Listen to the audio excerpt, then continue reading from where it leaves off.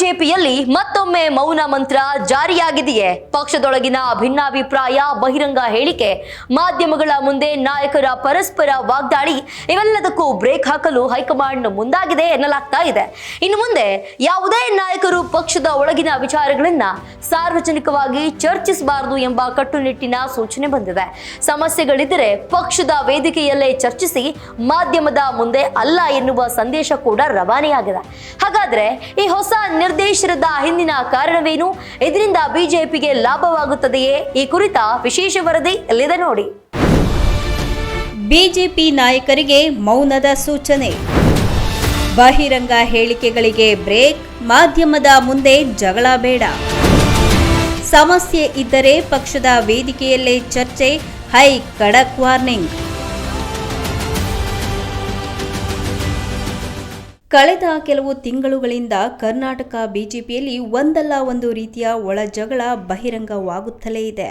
ಕೆಲ ನಾಯಕರು ಮಾಧ್ಯಮಗಳ ಮುಂದೆ ತಮ್ಮದೇ ಪಕ್ಷದ ನಾಯಕರ ವಿರುದ್ಧವೇ ಹೇಳಿಕೆ ನೀಡಿದ್ದು ಅದು ಕಾಂಗ್ರೆಸ್ ರಾಜಕೀಯ ಅಸ್ತ್ರವಾಗಿತ್ತು.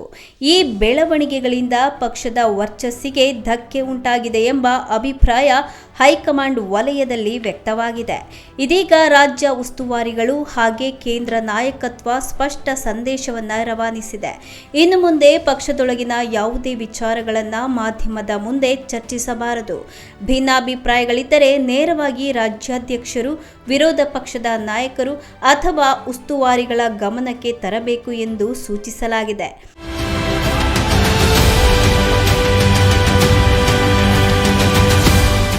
ರಾಜ್ಯದಲ್ಲಿ ಕಾಂಗ್ರೆಸ್ ಸರ್ಕಾರದ ವಿರುದ್ಧ ಹೋರಾಟವನ್ನು ಇನ್ನಷ್ಟು ತೀವ್ರಗೊಳಿಸುವ ಗುರಿಯನ್ನ ಬಿಜೆಪಿ ಹೊಂದಿದೆ. ಆದರೆ ಪಕ್ಷದೊಳಗಿನ ಹೇಳಿಕೆಗಳೇ ಹೆಚ್ಚು ಸುದ್ದಿಯಾಗುತ್ತಿರುವುದು ನಾಯಕತ್ವಕ್ಕೆ ಅಸಮಾಧಾನ ತಂದಿದೆ.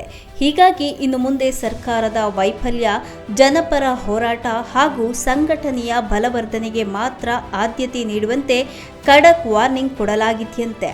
ವೈಯಕ್ತಿಕ ಅಸಮಾಧಾನಗಳನ್ನು ಬಹಿರಂಗಪಡಿಸುವ ಬದಲು ಸಂಘಟನೆಯೊಳಗೆ ಪರಿಹಾರ ಕಂಡುಕೊಳ್ಳುವಂತೆ ಹೇಳಲಾಗಿದೆ. ಕಾರ್ಯಕರ್ತರಲ್ಲಿ ಗೊಂದಲ ಸೃಷ್ಟಿಯಾಗದಂತೆ ನೋಡಿಕೊಳ್ಳುವುದು ನಾಯಕರ ಪ್ರಮುಖ ಉದ್ದೇಶವಾಗಿದೆ. ಒಳಜಗಳಗಳಿಂದ ಪಕ್ಷಕ್ಕೆ ಹಿನ್ನಡೆ, ಕಾರ್ಯಕರ್ತರಲ್ಲಿ ಗೊಂದಲ, ಕಾಂಗ್ರೆಸ್ಗೆ ರಾಜಕೀಯ ಅಸ್ತ್ರ, ಸಂಘಟನೆಗೆ ಹಾನಿ. ಮುಂದಿನ ದಿನಗಳಲ್ಲಿ ರಾಜ್ಯದಲ್ಲಿ ಹಲವು ರಾಜಕೀಯ ಸವಾಲುಗಳು ಬಿಜೆಪಿಯ ಮುಂದಿವೆ.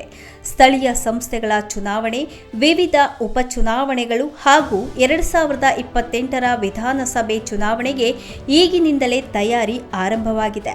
ಈ ಹಿನ್ನೆಲೆಯಲ್ಲಿ ನಾಯಕರು ಒಗ್ಗಟ್ಟಿನ ಸಂದೇಶ ನೀಡಬೇಕು ಎಂಬುದು ಹೈಕಮಾಂಡ್ನ ನಿರೀಕ್ಷೆ ಕೂಡ. ಮೈತ್ರಿ ಪಕ್ಷ ಜೆಡಿಎಸ್ ಜೊತೆಯಲ್ಲಿಯೂ ಯಾವುದೇ ಗೊಂದಲ ಸೃಷ್ಟಿಯಾಗದಂತೆ ಎಚ್ಚರಿಕೆಯನ್ನ ವಹಿಸಲು ಸೂಚಿಸಲಾಗಿದೆ. ಮೈತ್ರಿ ಧರ್ಮ ಪಾಲನೆ, ಪರಸ್ಪರ ಸಮನ್ವಯ ಹಾಗೂ ಸಾರ್ವಜನಿಕವಾಗಿ ಭಿನ್ನಾಭಿಪ್ರಾಯ ವ್ಯಕ್ತಪಡಿಸದಂತೆ ನಿರ್ದೇಶಿಸಲಾಗಿದೆ. ಬಿಜೆಪಿಯಲ್ಲಿ ಈ ರೀತಿಯ ಶಿಸ್ತು ಸಂದೇಶ ಇದೇನು ಮೊದಲಲ್ಲ. ಈ ಹಿಂದೆಯೂ ಹಲವಾರು ಬಾರಿ ಕೇಂದ್ರ ನಾಯಕರು ಬಹಿರಂಗ ಹೇಳಿಕೆಗಳಿಂದ ದೂರವಿರಲು ಎಚ್ಚರಿಸಿತ್ತು. ಆದರೂ ಸಹ ಕೆಲ ನಾಯಕರು ತಮ್ಮ ಅಸಮಾಧಾನವನ್ನು ಬಹಿರಂಗವಾಗಿ ವ್ಯಕ್ತಪಡಿಸಿದ್ದರಿಂದ ಪಕ್ಷ ಭಾರೀ ಮುಜುಗರಕ್ಕೆ ಒಳಗಾಗಿತ್ತು. ಈ ಬಾರಿ ಮಾತ್ರ ಕಟ್ಟುನಿಟ್ಟಿನ ಸಂದೇಶದ ಜೊತೆಗೆ ಸದ್ದಿಲ್ಲದೆ ಕೆಲಸ ಮಾಡಿ ನಿಮ್ಮ ಶ್ರಮಕ್ಕೆ ಪಕ್ಷ ಸೂಕ್ತ ಗೌರವವನ್ನು ನೀಡುತ್ತದೆ ಎಂಬ ಭರವಸೆಯನ್ನು ಸಹ ಉಸ್ತುವಾರಿಗಳು ನೀಡಿದ್ದಾರೆ ಎನ್ನಲಾಗ್ತಾ ಇದೆ.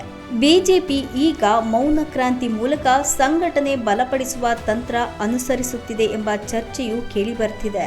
ವಿವಾದಾತ್ಮಕ ಹೇಳಿಕೆಗಳಿಗಿಂತ ಜನಸಂಪರ್ಕ, ಸದಸ್ಯತ್ವ ವಿಸ್ತರಣೆ, ಬೂತ್ ಮಟ್ಟದ ಸಂಘಟನೆ ಹಾಗೂ ಸರ್ಕಾರದ ವಿರುದ್ಧ ಹೋರಾಟಕ್ಕೆ ಹೆಚ್ಚು ಒತ್ತು ನೀಡುವಂತೆ ಬಿಜೆಪಿ ಹೈಕಮಾಂಡ್ ಹೇಳಿದೆ.